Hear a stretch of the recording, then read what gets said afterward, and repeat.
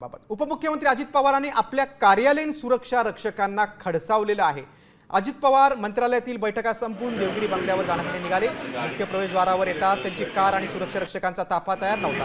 त्यामुळे उपमुख्यमंत्री अजित पवारांनी कार येण्याची प्रतीक्षा केली, पण कार काही केल्या येत नव्हती। त्यामुळे सर्वांसमोरच सुरक्षा रक्षकांनी स्वीय सहायकांना अजित पवारांनी चांगलाच दम भरला।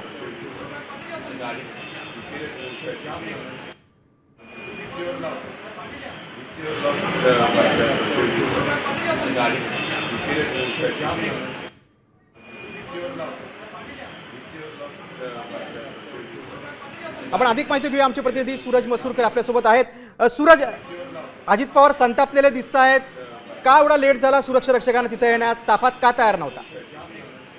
नक्कीच जर पाहायला गेलं तर आज अजित पवार मंत्रालयामध्ये होते आणि त्यानंतर सर्व जेव्हा बैठका आटपून जेव्हा खालती निघाले तेव्हा सुरक्षा रक्षक पोलिसांकडून त्यांचा ताफा होता तो कुठेतरी तयार नव्हता आणि त्यामुळे कुठेतरी अजित पवार यांना कुठेतरी ताटकळत बसावं लागलं, उभं राहावं लागलं आणि ताफा लेट झाला। यामुळे अजित पवार यांनी अधिकाऱ्यांना दाखवलं आहे, पोलीस सुरक्षा रक्षकांना देखील दाखवलं आहे आणि संपूर्ण